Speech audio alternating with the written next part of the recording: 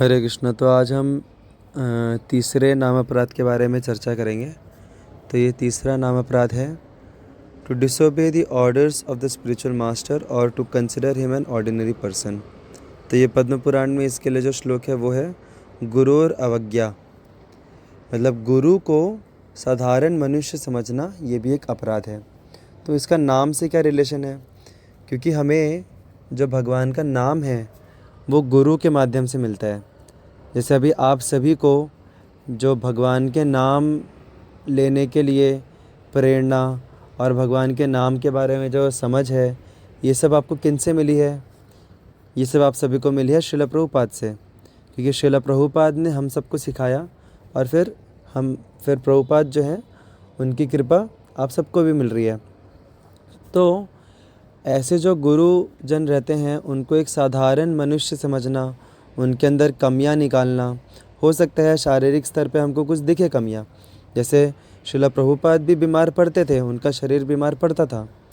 तो ये सारे भौतिक शरीर के जो अलग अलग कमियां हैं, ये हमें शुद्ध वैष्णव में, शुद्ध भक्तों में, इवन गुरुओं में ये सब देखने को मिलती हैं। तो इसके बेसिस पे उनको ऑर्डिनरी समझ बैठना कि ये तो सामान्य जन हैं, मेरे जैसे इनको भी तकलीफ़ें हो रही हैं। तो ये जो है ये आता है गुरु और अवज्ञा में, कि जिसने हमें नाम दिया, जिसने हमें नाम से परिचित करवाया, जिनके बल पे हम नाम ले पा रहे हैं, उनको ही साधारण मनुष्य समझ के उनकी आलोचना करना मानसिक स्तर पे या शाब्दिक स्तर पे, तो ये हो जाता है तीसरा अपराध कि गुरु जो हैं उनको साधारण मनुष्य समझना और उनकी आज्ञा का पालन ना करना। क्योंकि आज्ञा का पालन ना करने का मतलब ही ये कि हमने उनको साधारण समझ लिया।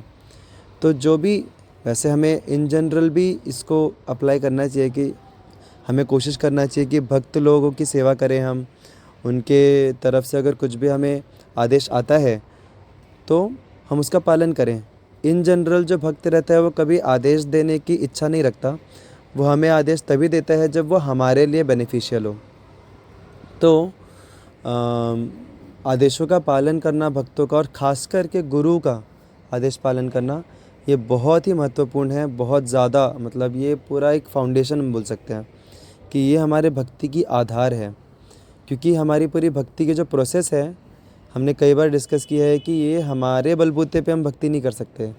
भक्ति में अगर हमें प्रगति करना है तो ये कृपा वाला रास्ता है।